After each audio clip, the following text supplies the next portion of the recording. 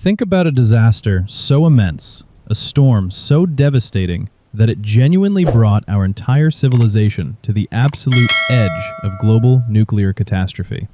Yet, if you ask the average person on the street today, they will likely tell you they have never even heard its name. To understand this nightmare, we have to travel back to the late autumn of 1970. Out in the deep, isolated waters of the Bay of Bengal, the atmosphere was quietly shifting. The clouds were gathering, murmuring a dark warning that a colossal atmospheric monster was beginning to breathe. But 800 miles to the north, life in East Pakistan went on exactly as it always did. Millions of everyday people, farmers, fishermen, families, were going about their routines, completely blind to the terrifying reality brewing just over the horizon. It all started on November 8th, 1970. Deep within the bay, weather satellites picked up a faint, slow-spinning cluster of clouds. To an untrained eye, it looked completely harmless, just the early signature of a minor, routine tropical disturbance. But nature was moving with terrifying speed. By the very next day, November 9th, this quiet system underwent a violent transformation. It exploded into a full-scale tropical storm, showing all the telltale signs of a massive, impending cyclone. By November 10th, the storm was no longer just growing. It had locked onto a highly specific, deadly path. To the sheer horror of the few meteorologists watching the radar screens, this atmospheric giant was charging directly toward the low-lying coast of East Pakistan. Finally, on November 11th, the system reached its ultimate form. It officially graduated into the highest, most dangerous classification of weather, a severe cyclone, packing sustained winds of 115 to 155 miles per hour. As it raced toward the shoreline, it showed absolutely no signs of slowing down. Yet, down on the coast, the local communities largely ignored the heavy winds. Seasonal storms are a regular part of life in the Ganges Delta. No one alive at that moment could have possibly guessed that this particular collection of clouds was fundamentally different. It was uniquely engineered for absolute devastation. History would come to remember it as the Bhola Cyclone, the single most murderous natural disaster ever recorded. You might find yourself asking, if the alarms were screaming on the radar screens, why was nobody running for cover? Why weren't people evacuating? The truth is incredibly dark. It wasn't that the people of East Pakistan chose to brave the storm. It was that they were left entirely in the dark. In a crisis of this magnitude, a total breakdown in communication isn't just a technical glitch. It is an act of mass murder. In 1970, East Pakistan was severely neglected by its central government in West Pakistan. Advanced radar setups, coastal sirens, and basic communication networks to alert regular civilians were virtually non-existent. What makes this situation truly haunting is that neighboring countries saw the danger clearly. India possessed highly capable weather tracking technology. Their scientists had been watching the cyclone from the exact moment it formed. They knew with absolute certainty that a catastrophic force was barreling straight toward Pakistan. But you have to remember the bitter geopolitical climate of 1970. India and Pakistan had already fought two brutal wars, and the political hostility between them was razor sharp. Because of this deep-seated enmity, India kept silent, offering no warnings to their neighbors. The people of East Pakistan were left isolated, facing the greatest storm of their lives without a single word of warning. Being caught unprepared by a severe cyclone is already a living nightmare. But as the night of November 12th approached, a cruel twist of cosmic fate elevated this disaster to a whole new level of horror. High above the darkening storm clouds, a bright, beautiful full moon appeared in the night sky. Under normal circumstances, a full moon is a sight to admire. But on this specific night, it was the most terrifying element of the entire catastrophe. When the moon reaches its full phase, its gravitational pull on our planet intensifies, causing global ocean tides to rise roughly 20% higher than usual. The sea level was already swelling dangerously along the coast. Now, with the ocean artificially lifted by the moon, the Bhola Cyclone possessed a devastating physical advantage. The roaring winds grabbed the swollen ocean and dragged it inland, swallowing the flat terrains of East Pakistan whole. It wasn't until November 12th that the Pakistani Meteorological Department finally realized the true scale of the monster at their doorstep. In a frantic, last-minute rush, they broadcasted an emergency message over the radio waves. But the warning system itself was profoundly broken. The central government had recently adopted a new storm rating scale from 1 to 4, with 4 being catastrophic.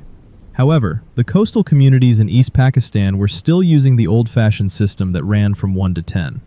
When the radio crackled through the static with a brief warning of a Scale 4 danger, the local residents were completely confused. They assumed a level 4 storm was relatively minor. They had no way of knowing that, in the new system, 4 meant absolute annihilation. Even if the message had been clearer, a simple radio broadcast was never going to be enough.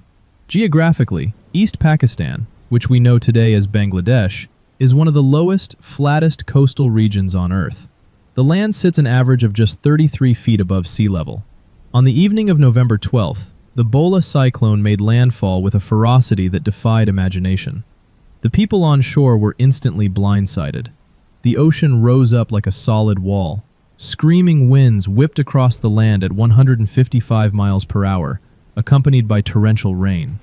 In the hardest-hit sectors, a colossal wall of ocean water, a storm surge reaching a staggering 33 feet high, swept over the land.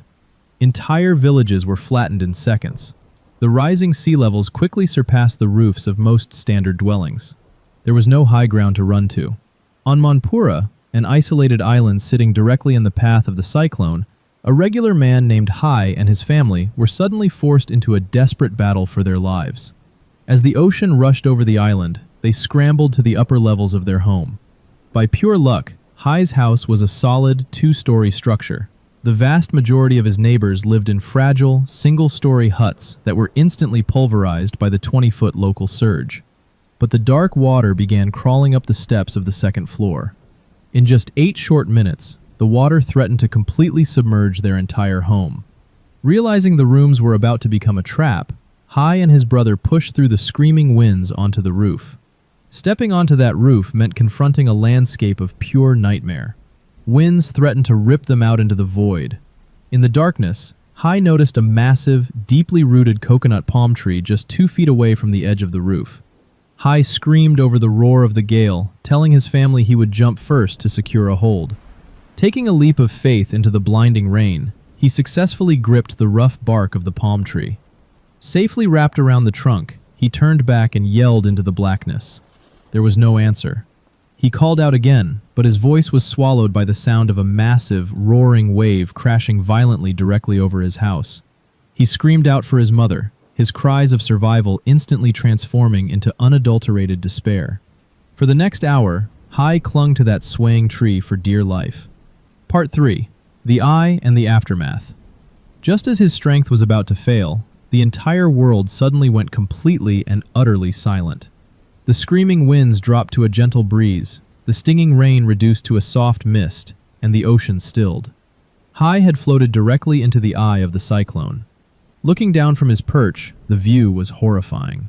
As far as his eyes could see, there was nothing but a vast, endless ocean filled with floating debris and the lifeless bodies of his community. The only things left standing above the water were a few tree trunks and the very top of the local 3-story high school. Suddenly, through the silence, Hai heard a faint cry. His aunt and uncle were alive, trapped inside the remains of their nearby home. Slipping into the debris-filled water, Hai swam frantically to their rescue, tearing open a hole in their roof. When he asked where the rest of the family was, his uncle could only cry out that they were all gone. But the Bhola Cyclone was far from finished. A deep, mechanical roar echoed across the sky. The back half of the storm had arrived. Gripping the nearest trees with everything they had left, Hai and his remaining relatives endured another night of 150-mile-per-hour winds. It wasn't until 4 o'clock the next morning that the outer bands finally passed. When the waters receded, the true scale of the horror became visible to the world. On the island of Manpura alone, 40,000 out of the 50,000 residents were dead. Across the entire coastline, 90% of all homes were wiped off the map. The concrete statistics of this disaster are almost impossible to digest. Between 300,000 and 500,000 people lost their lives in a single night. A horrific demographic tragedy also unfolded. In many impacted areas, up to 70 to 80% of the dead were women and children. The cultural norms of the time, including heavy clothing like saris that restricted swimming, combined with men being further inland for the rice harvest, resulted in a wildly disproportionate death toll among the most vulnerable. The survivors were left entirely broken. But beneath their sorrow, a profound, white-hot fury was building against the central government in West Pakistan. This brings us to the darkest chapter of the tragedy. In West Pakistan, President Yahya Khan made a calculation of pure evil. In the critical days following the cyclone, he deliberately chose to drag his feet on humanitarian aid, food, and medical supplies. Why? Because an election was just around the corner, and Khan knew the eastern population overwhelmingly opposed him. His horrific logic was simple. The more Easterners died, the fewer political enemies he had to worry about. One of his top political figures allegedly remarked that the cyclone had successfully saved them a lot of bullets.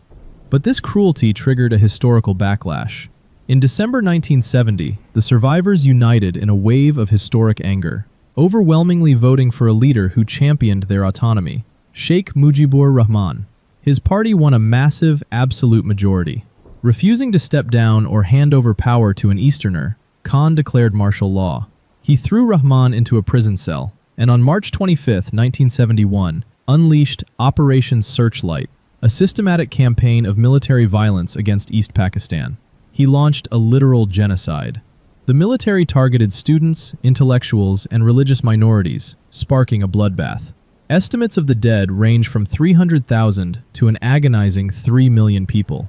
Over 10 million Bengali refugees fled across the border into India, creating one of the largest humanitarian crises of the 20th century. The Bhola Cyclone hadn't just destroyed a coastline, it had fractured a nation, instantly sparking the Bangladesh Liberation War. Part 4. The Nuclear Brink. Seeing an opportunity to dismantle their bitter rival and address the massive refugee crisis spilling into their borders, India stepped into the conflict to defend the Eastern resistance. But the chess pieces grew exponentially larger when the United States decided to intervene. At the height of the Cold War, President Richard Nixon and Henry Kissinger heavily favored West Pakistan, using them as a back channel to open diplomatic relations with China. To intimidate India and support West Pakistan, the American government dispatched Task Force 74 directly into the Bay of Bengal. At the head of this fleet was the USS Enterprise, a massive nuclear-powered aircraft carrier armed with an arsenal capable of unleashing destruction equivalent to thousands of Hiroshima bombs.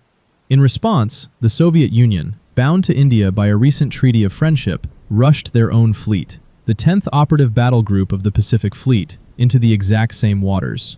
The Soviet warships were heavily armed with nuclear-tipped anti-ship missiles, and their commanders had explicit orders to prevent the Americans from interfering. The world was suddenly staring directly into the barrel of a full-scale nuclear apocalypse. Two global superpowers were locked in a terrifying game of nuclear chicken in the very same bay where the Bhola Cyclone had formed just months prior. We were horrifyingly close to total global nuclear fallout. But then, a miracle occurred on the battlefield. The East Pakistani resistance forces, backed by the Indian military, moved with incredible speed. On December 16, 1971, they successfully seized the capital city of Dhaka. 93,000 West Pakistani troops surrendered in the largest military surrender since World War II. The war instantly came to an end, and the newly liberated independent nation of Bangladesh was born. Facing a done deal on the ground, the American and Soviet nuclear fleets quietly stood down, turned around, and sailed away, just days before absolute global destruction could begin. The people of Bangladesh had survived the deadliest storm in human history, followed immediately by a horrific, bloody genocide. They were left to build a new nation out of literal ash and bone. The Bhola Cyclone of 1970 remains an unmatched testament to the sheer, terrifying power of nature and the volatile depths of human politics. It proved that a single shift in the weather can topple governments, redraw the maps of the world, and bring humanity to the brink of extinction. It stripped a nation entirely naked, but from those very same ruins, a resilient new world was born. Thank you for walking through this dark and powerful journey with me today.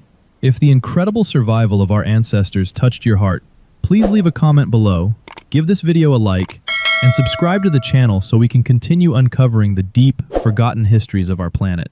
Until next time, stay safe and take care.